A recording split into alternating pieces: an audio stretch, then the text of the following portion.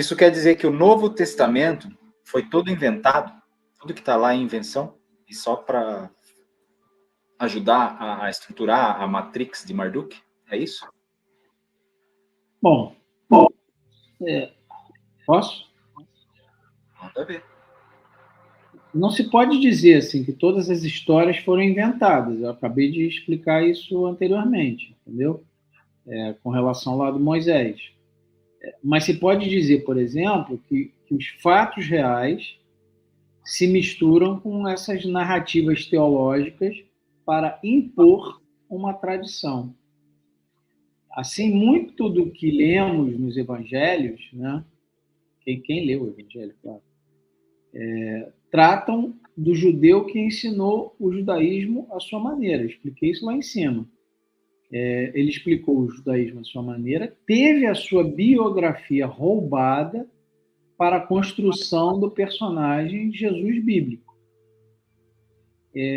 Quem tiver o olho mais atento à leitura, observará que o rabino que está falando ao seu povo, quer dizer, o Jesus histórico, né, o Yoshua, que está falando ao seu povo, trata exclusivamente do judaísmo e não de uma religião estranha.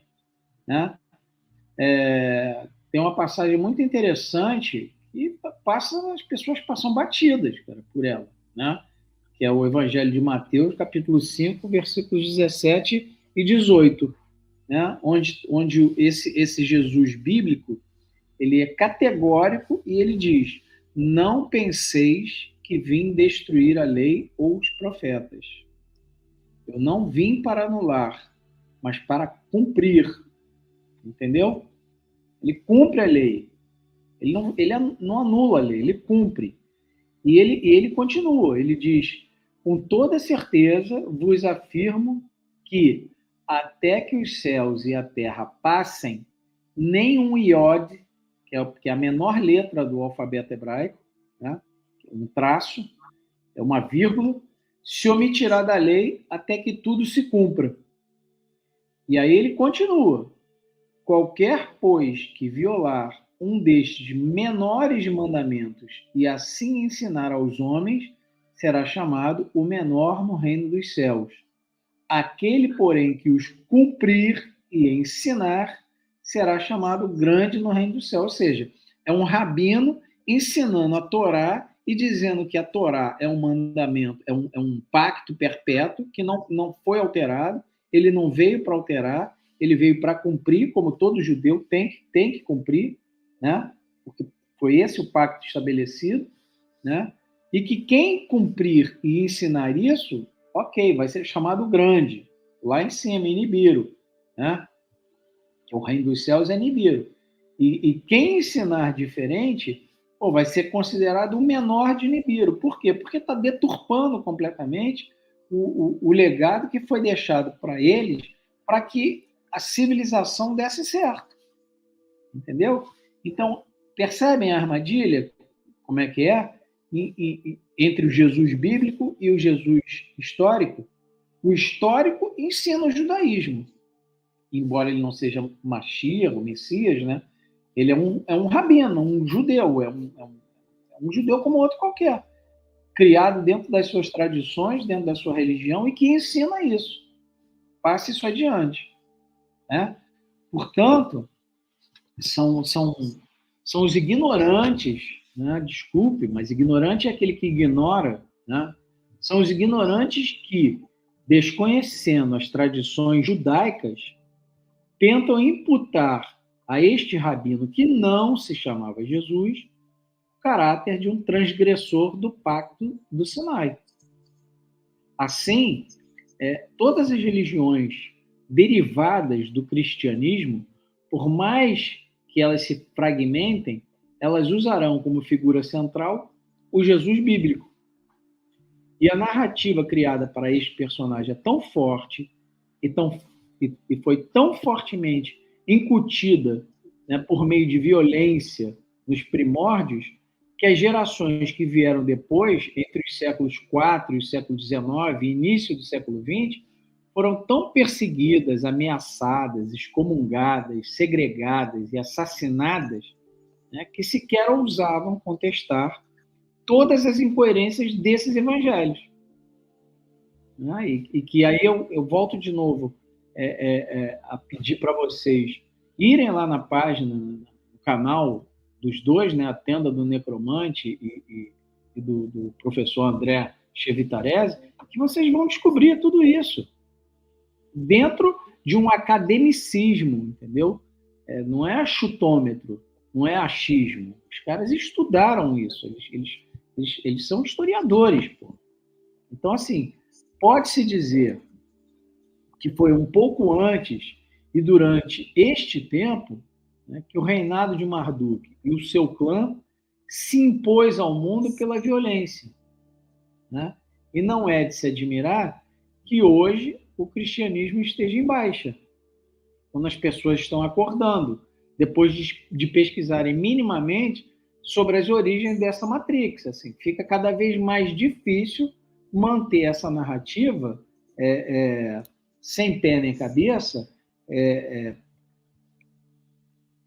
forte, entendeu? Coerente para as pessoas, porque elas se você buscar, se você estudar, se você pesquisar, você vai ver que não faz sentido.